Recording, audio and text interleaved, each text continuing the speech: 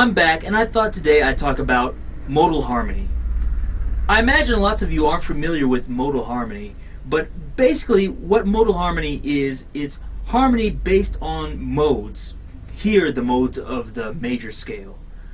So, major harmony, usually sounds happy, so like something like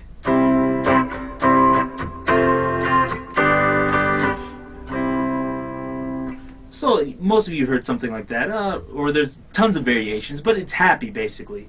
And minor harmony, the opposite, it's usually sad, so something like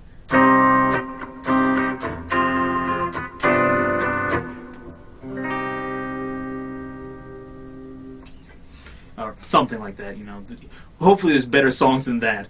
But those are, basic examples of major and minor chord progressions. But those are only two emotions, happy and sad. Of course, there's other emotions, so using modal harmony, you can kind of express and evoke these other emotions from people. So that's what I'd like to talk to you about today and in the future. The first mode is the Ionian mode, or maybe the Ionian mode. This is actually the same as the major scale. So it's the first note, the second, the third, the fourth, the fifth, the sixth, and the seventh. There's no sharps or flats in C major. And so this is the basic mode. It's the first mode. I think of it as like the home base. There's lots of chord progressions based off this, and any song in a major key is based on this mode. So this is kind of like the vanilla mode, or the most boring mode. But it's still useful. It doesn't mean you shouldn't use it, but it's one people use the most. It's considered like peaceful and stable, happy, kind of relaxed, I think, sometimes, if it's played slowly. The second mode is the Dorian mode. The Dorian mode has the root, or the first, the second, the flat third, the fourth, the fifth, the sixth, the flat seventh, and then the root again. So you can see, compared to the Ionian mode, it has a flat third and a flat seventh. So this one is a little bit different. I kind of think of this as kind of to me it just has like kind of a cool sound. It's not really dark, it's minor, but it's not really sad. It just maybe, I don't know, kind of a cool feeling. Some people think it's kind of unresolved. You'll hear this often in funk and other things. Some people also say it's thoughtful or uncertain. Carlos Santana likes to use this mode a lot, so that might give you an idea of how this sounds. The third mode is the Phrygian mode. This one is built on the root, the flat second, the flat third, the fourth, the fifth, the flat sixth, and the flat seventh. So there's lots of flats going in there. This one has kind of a mysterious sound. It's maybe exotic, I should say. It almost sounds maybe almost like Middle Eastern music to me, but not exactly. It's very dark. So if you want something kind of like dark or strange, this might be the one to use. It's not really sad, just kind of maybe more mysterious. There's not so many songs built on this, but there are a few, so if you look around, you can find them. The fourth mode is the Lydian mode. This is built on the root, the second, the third, the sharp fourth, the fifth, the sixth, and the seventh. So this differs from the Ionian mode by just having the sharp fourth. But this is a really popular mode because it has kind of a floating sound. It's happy, but it's also kind of restless in a way. So there's lots of songs that use this. For me, it kind of reminds me of like floating through clouds or something, or maybe being happy, but there being like a little bit of tension in the air. The Simpsons theme is based upon this mode, so if you want to know what it sounds like, that's basically the sound of it right there. It's very easy to pick out. One of my favorite modes. The fifth mode is the Mixolydian mode. The Mixolydian mode is built on the root, the second, the third, the fourth, the fifth, the sixth, and the flat seventh. So this differs from the Ionian mode by having the flat seventh. Everything else is the same. So this one kind of has, the same qualities as the other major modes like the Ionian and Lydian. It's happy, but this one's kind of more cool to me. This reminds me of like down-to-earth music or down-home music. I think lots of southern rock uses this a lot. Maybe country music uses this a lot.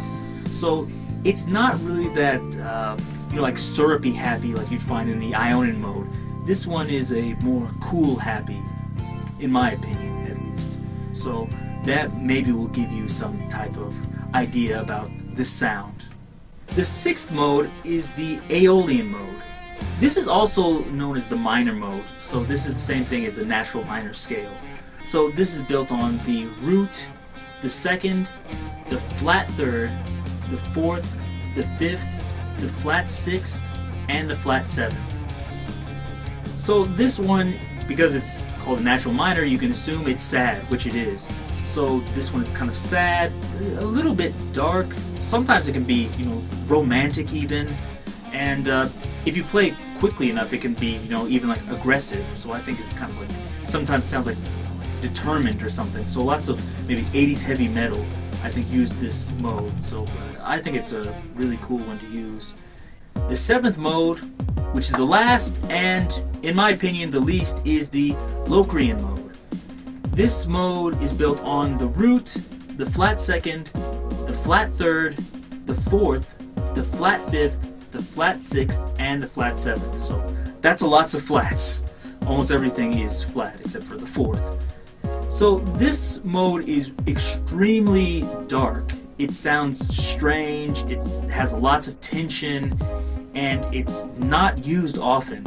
There's not too many songs you're going to find that use this mode. So it's kind of interesting to know about, and you might find some use for it. I don't want to say there's no use for it, but you're not going to be writing lots of songs using the Locrian mode. Maybe. I don't know what kind of writer you are. But it's not used often. But it's still good to know, especially, just for completeness. Now that you know these, I'll talk about how to make chord progressions out of these. So, basically what you do is you have 3 notes for each mode that are important. You have the root note of that mode, and then you have the 2 characteristic notes. The 2 characteristic notes are the notes that differentiate one mode from another. So, if you play all 3 of these notes, you'll imprint in the listener's ear that you're using this mode. Of course, you don't have to, solidly imprint that, but it's usually a good idea to do that. Now you're probably wondering, like, do I just play those 3 notes all together? And the answer is no, because usually the notes, 3 of them together, sound terrible. So usually play them like either in a melodic line or ideally using harmony, so using different chords. So one chord will contain one of the notes, one chord will contain the other note or the other 2 notes, etc. And that's how you make a chord progression. And of course, use your ears to make sure it sounds good. In this video, I'm not going to go through every mode, but in the future I'm going to make a video for each mode and go over common chord progressions and things and how to use this mode and what sound it evokes, and go in more detail. But just to show you some different things you can do, there's a few different chords you can use to generate these characteristic notes. So of course you have like the normal chords, like for example major chords, minor chords, augmented chords, diminished chords, basic triads. And then on top of that you have 7th chords, like major 7ths. You have extensions, like major 7 13s. But there's other types of chords you can use too. Like for example, in the previous video I made a few months ago, I showed those Alan Holdsworth style chords. So if you haven't checked it out, check out Alan Holdsworth style chords part 2, where I showed some things like this.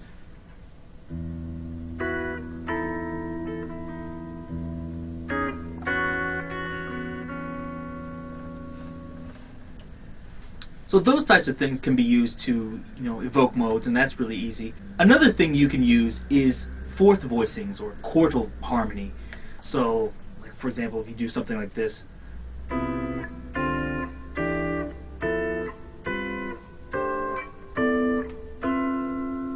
So these can be used for modal harmony too. So if you check out John Coltrane or Miles Davis, and lots of their modal writing, they use these types of voicings. But the one I'll probably focus on, or one that's really nice to use for this, is using slash chords. So what this is you basically take a major chord, minor chord, etc., and you use a different bass note under it. So for example, let's say if I play a D major chord, but I put a C bass note, like this.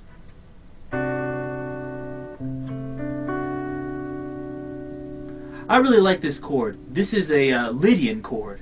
So this is a really easy way to, evoke the Lydian mode, just playing this chord.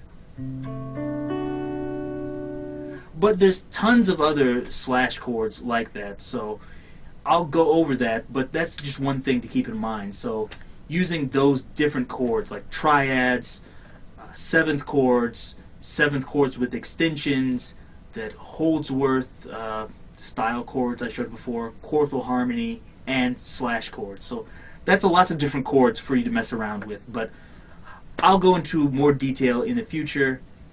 Hopefully I'm going to put this out and I'll have the first video on the Ionian mode already finished, so you can go straight from this to that one, but if not, wait.